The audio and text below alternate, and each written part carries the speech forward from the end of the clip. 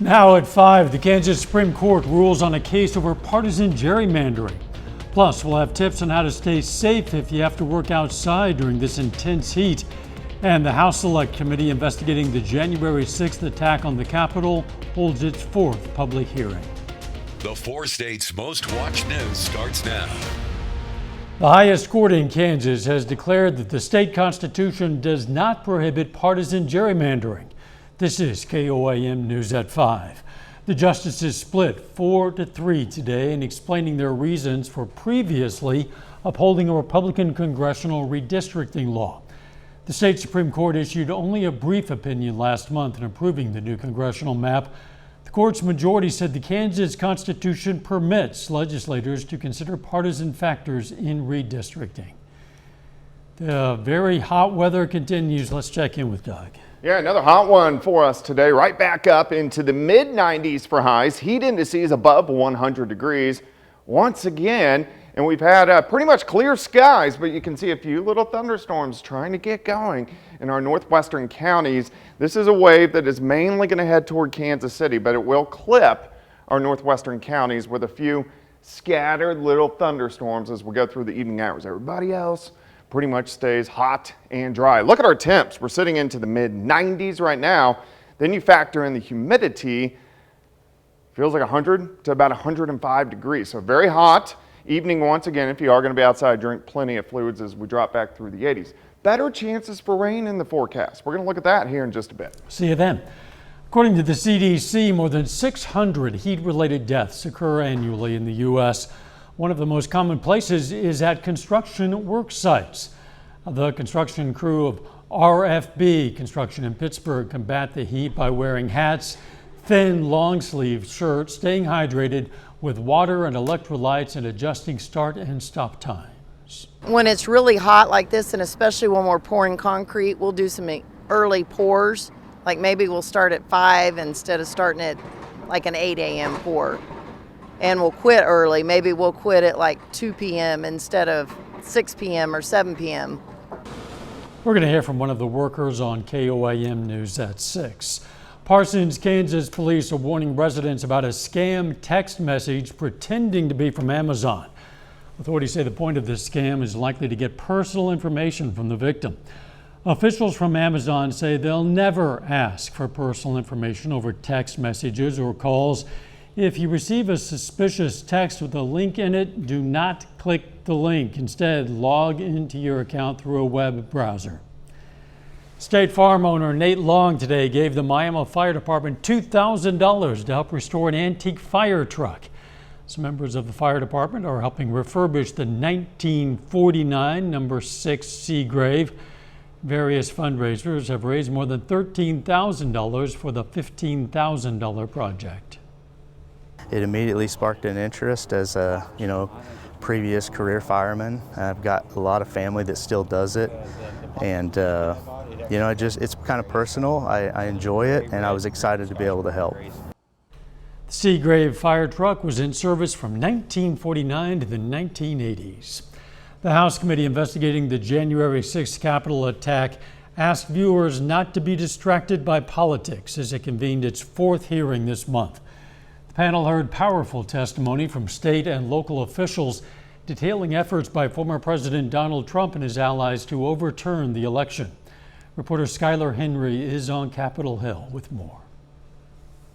Tuesday, the House January 6th committee argued former President Donald Trump and top aides pushed officials in key states to overturn the election in his favor, despite warnings it could lead to violence. The president's supporters heard the former president's claims of fraud and the false allegations he made against state and local officials as a call to action. One gentleman that had the 3 bars on his chest, and he had a pistol. Arizona's State House Speaker Rusty Bowers faced threats after he resisted pressure from Mr. Trump and his attorney at the time, Rudy Giuliani, to replace Arizona's electors. Bowers recalled this exchange with Giuliani. He said, "We've got lots of theories, we just don't have the evidence." Also testifying were Georgia's top election officials Gabriel Sterling and Brad Raffensperger, who received that now infamous phone call where the former president asked for additional votes to win the state. We just followed the law and we followed the Constitution. And at the end of the day, President Trump came up short. A 2020 Georgia election worker said she and her family were physically accosted and faced death threats after Mr. Trump and Giuliani made false accusations about a scheme involving a ballot. Wishing death upon me, saying things like, be glad it's 2020 and not 1920. During Tuesday's hearing, the committee also publicly ramped up scrutiny on the actions of some of their Republican colleagues. What did Mr. Biggs ask you to do? He asked if I would sign on both to a letter that had been sent from my state and or that I would support the decertification of the electors, and I said I would not. British filmmaker Alex Holder now says he has complied with the committee's subpoena to overturn exclusive footage and interviews with the former president and his inner circle in the days before and after January 6th. Skylar Henry, CBS News, Capitol Hill. The committee is expected to depose British filmmaker Alex Holder on Thursday. That same day, it plans to hold another public hearing, this time to lay out Mr. Trump's efforts to pressure Justice Department officials. Still ahead, how a company is developing windows that act as solar panels. And next in Health Watch, some tips to protect yourself from ticks this summer season. At Aaron Sachs & Associates, Topping today's Health Watch, children 6 months to 5 years old are now eligible to receive their first COVID-19 vaccines. A CDC survey last week shows more than half of parents definitely or probably will get their children vaccinated, with just under a third saying they definitely or probably will not. A new study in the journal Current Medical Research and Opinion found the odds of females developing long COVID is 22% higher than males. Symptoms among females included ear, nose, and throat problems, mood, fatigue, neurological, and gastrointestinal issues. Males were more likely to suffer kidney-related disorders. Summertime means it's tick season in much of the country. One bite could change your life forever. Reporter Elise Preston explains how you can protect yourself. The CDC says May and June are the peak months for tick bites that send people to the emergency room. The Northeast is the epicenter for ticks in the U.S., but last year, tick cases were reported in 48 states. Scientists say that's due to climate change. The CDC says nearly 500,000 Americans get treatment for a bite every year. A tick bite can lead to an illness like Lyme disease that can affect your joints, heart, and nervous system. A bite from a Lone Star tick found in parts of the Northeast, South, and Midwest can cause you to be allergic to red meat. The CDC says the range and abundance of Lone Star ticks is growing.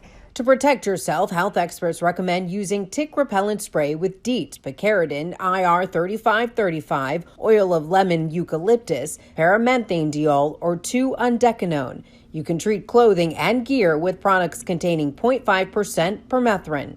After spending time outside, check your body for ticks. Showering is ideal. If you find a tick, carefully remove it with tweezers or even your fingers.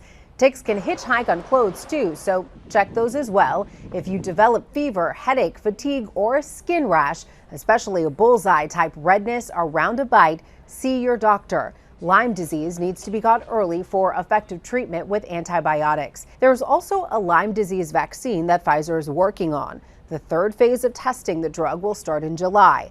About 100 Maine residents will participate in the 13-month trial. Elise Preston, CBS News, New York. The American Academy of Pediatrics is now recommending screenings for depression and suicide risk at children's wellness visits. It's part of the AAP's updated schedule for preventative care. Doctors are also asked to assess the risk for conditions that can lead to sudden cardiac arrest or death for children ages 11 to 21 years. And if you're good at Wordle, you might be skilled at other new puzzles and better focused at school and work. A team of California psychologists found that people who show their ability to apply skills to similar games known as near transfer were also more likely to be able to apply the skills in daily activities known as far transfer. Researchers are launching a larger scale project to further study brain training. And that is a look at today's health news. A little bit later, details on a new heat wave category system that Kansas City plans to use. Plus, we finally have some rain chances back in the forecast. We're going to look at that coming up. There's a Sorry. Well, it definitely turned out to be another hot one for us today. Temperatures, again, right back up into the mid-90s for highs. Heat indices right around 100 to 105 degrees, which we've been kind of accustomed to over the past couple weeks. Nice shot, pretty much clear skies. This is Indigo Sky Casino and Resort. Of course, Indigo is just outside of Seneca, Missouri. All right, look at the temps. We're still up there. Mid-90s across the entire region. You factor in the humidity, you get the heat index, the way it actually feels, about 100 to about 105 across the region. Here's 7th, here's Rangeline, currently sitting at 95, a southerly wind at 10. Look at that heat index, 101 degrees. Through the evening hours, we drop back through the 90s, 80s, eventually lower 70s later on tonight. We actually have a cold front that is heading toward us. This will cool it. It's a cool front. It's going to cool us down just a hair over the next day or so. Most of us, nothing going on, but we do have some scattered thunderstorms out or along the I-35 corridor, so mainly Wichita, and these are mainly going to shoot to the north, but these are going to clip our northwestern counties. So Eureka, Yates Center, Burlington, Garnett, Iola, you guys have a chance to get a few scattered thunderstorms this evening. Besides that, these are all going to stay west and north as we go through the evening hours. But look at this front. See this wind shift line? This is going to head in and sink in right on top of us tomorrow. That will give all of us chances for some scattered thunderstorms, but also it's going to lower that humidity down just a little bit. Here's 7:30, couple isolated thunderstorms, then everything mainly stays north. May clip our far northern counties. Here's 11 p.m., but besides that, everybody stays dry. This front sinks in. Here's 6 a.m. As we go through the morning hours, late morning, a few scattered little thunderstorms will try to pop up across the region. I'm only thinking 20 or 30% of us, so I'm going to keep the pops pretty low, but we do have that shot out there. 70 to start, 85 by noon, high temp at 90, northerly winds 5 to 10. A cluster of thunderstorms tomorrow night will try to get in here, so some scattered thunderstorms late tomorrow night and into Thursday morning. And then I think by Thursday afternoon, everything looks okay. You can still see a few pop-up little thunderstorms as we go through the daytime hours on Thursday. So a low shot, but temperatures right around 90 degrees once again. Heat indices a little bit better tomorrow. Heat index about 95, so about 10 degrees cooler than what we are seeing today, which is definitely good news. Heading into Friday, here comes the heat. Look at our temps. Upper 90s to near 100 degrees. I think on Saturday we're going to hit that triple digit mark.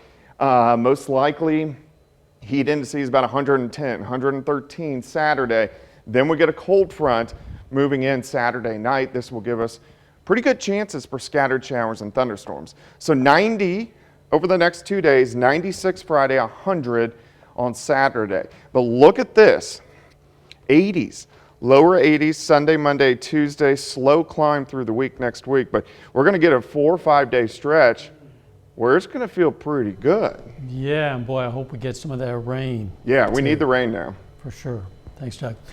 Excessive heat causes more deaths in the U.S. than other weather-related disasters, including hurricanes, floods, and tornadoes combined. And now scientists are working on a naming system for them. The proposal would also categorize the severity of heat waves on a scale from 1 to 3 using factors including the heat index, nighttime temperatures, and how fast temperatures have climbed over the last 30 days. The system is rolling out first in 4 U.S. cities, including Kansas City. Here's a look at our tower camera, sponsored by R.E. Smith Construction, as work continues on the KOAM More Power Project. You can check it out anytime on our website, koamnewsnow.com/power. Coming up, turning windows into solar panels. First, though, we honor a local veteran. Floyd Ellison served in the Missouri National Guard from 1960 to 62, then in the U.S. Air Force from 62 to 66. His hometown, Joplin, and we salute Airman Floyd Ellison, a 4-state hero. You can learn about lots of other heroes from all across this area. You can also submit a hero of your own anytime. It's very simple. You just go to our website, that's KOAMnewsnow.com. Doug Henning. Topping today's Consumer Watch, Elon Musk is one step closer to taking the wheel at Twitter. Twitter's board of directors says the Musk deal is the best one for shareholders and unanimously recommended to approve the sale. A special shareholder meeting for a vote on the acquisition is one of the final steps needed to close the deal. Could happen in the coming months. Musk says there are still, quote, a few unresolved matters related to the deal. JetBlue Airways increased its buyout offer for Spirit Airlines to more than $3.5 billion. JetBlue says its cash bid is now $33.50 for each Spirit share. That's $2 more than a revised offer it made earlier this month. On June 30th, Spirit shareholders are scheduled to vote on a competing offer from Frontier. A company in California's Silicon Valley believes the future of solar energy is clear. The next generation of solar panels might not be something you have to add to the roof. Reporter John Ramos explains. At the headquarters of Ubiquitous Energy near San Francisco, the familiar black solar panels on the roof are pretty obvious. But the lights in the company conference room are being powered by the windows, which are also acting as solar collectors. And so that's kind of the problem we sought out to solve with our technology, is how can you make a solar technology that's completely invisible? And by making it invisible, now we can apply it to many more surfaces. Co-founder Miles Barr says his company has invented an invisible coating using photosensitive dyes that capture energy from only the non-visible infrared and ultraviolet spectrums, turning windows into see-through solar panels. So you can use the full surface, the full vertical surface of a glass skyscraper to generate electricity that can be used by the building. Other companies are working on similar technology. Next Energy just released a prototype window with a transparent coating that can harness solar energy. Ubiquitous already has its windows on several buildings, and the company is now gearing up for full-scale production in 2024. We're talking about you're buying a window, and now do you want to pay a little bit more so that your window produces electricity as well? Ubiquitous CEO Susan Stone says there may be more uses down the road. Theoretically, the same coating could be applied to any hard or painted surface, allowing electronic devices and even parked cars to charge themselves. If builders start using the windows, the energy possibilities could be staggering. Every year, more than 20 billion square feet of window glass is installed around the world, enough to circle the Earth 100 times. John Ramos, CBS News, San Francisco. AAA is predicting a record number of July 4th drivers despite gas prices hitting a record earlier this month. The group predicts 42 million Americans, more than ever before, will take a road trip of 50 miles or more. The national average per gallon yesterday stood at $4.98. And while AAA says travel demand is not tapering off despite the higher expenses, fewer Americans will be flying to their destinations due to spikes in airfare. A final check of the forecast next.